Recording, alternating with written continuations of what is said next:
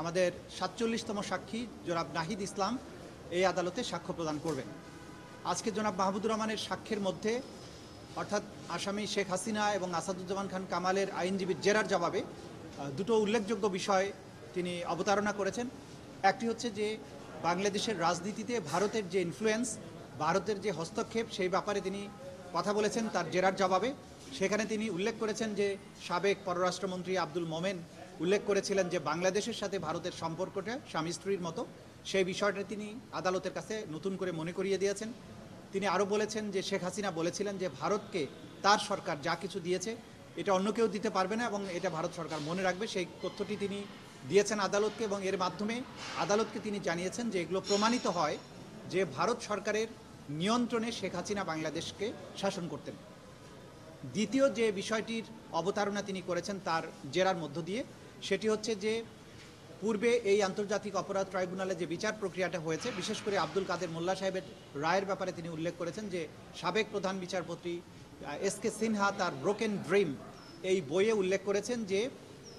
এই বিচার পর্বের ব্যাপারে যে একটা রায়কে রেট্রোস্পেক্টিভ ইফেক্ট দিয়ে পরবর্তী সময় অ্যাপেলেট ডিভিশনে গিয়ে আইনকে রেট্রোস্পেক্টিভ ইফেক্ট দিয়ে তাকে যে মৃত্যুদণ্ড দেওয়া হয় এবং এই ব্যাপারে যে সরাসরি হাসিনার হস্তক্ষেপ ছিল, এই কথাগুলো যে ব্রোকেন ড্রিম বইয়ে এস.কে সিনহা উল্লেখ করেছেন, সেই কথাটিও তিনি আদালতে উপস্থাপন করেছেন এবং তার মাধ্যমে তিনি পূর্ণাঙ্গ একটা সাক্ষ্য এই আদালতের কাছে তুলে ধরেছেন। মাহমুদুর রহমান সাহেবের বক্তব্যে উনি যা বলার কথা ছিল তিনি সব কিছুই বলেছেন, বাকিটা মূল্যায়ন করবেন আদালত। তিনি একটা সরকার কিভাবে গত 16 বছরে আওয়ামী লীগ সরকারের যে আজকের মানবতা বিরোধী অপরাধের বিচারটা হচ্ছে, তারা কিভাবে গণহত্যা চালালো, কিভাবে মানবতা বিরোধী অপরাধ করলো, এটা তো শুধুমাত্র হঠাৎ করে যে জুলাই আগস্টে তারা মানবতা বিরোধী অপরাধ করেছে তা নয়। একটা গণতান্ত্রিক উপায়ে, সেই গণতান্ত্রিক উপায়টা কতটা প্রশ্নবিদ্ধ ছিল সেটা ভিন্ন কথা, কিন্তু তারা নির্বাচিত সরকারের নাম করে এসে নিজ দেশের জনগণের উপরে যে হত্যাকাণ্ড চালালো, সেটার পেছনের পটভূমিটা কী ছিল এবং আসলে আওয়ামী লীগ সরকারের চরিত্র কী ছিল, তারা কি আসলে গণতান্ত্রিক ছিল কিনা, তাদের যে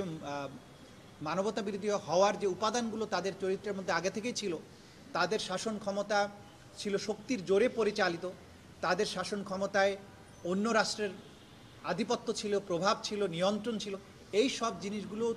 তুলে ধরার মাধ্যমে তিনি জুলাই আগস্টে যে সংগঠিত মানবতা বিরোধী অপরাধ তার পেছনের প্রেক্ষাপটটা তুলে ধরে এই পুরো বিষয়টাকে স্পষ্ট করেছেন জাতির সামনে।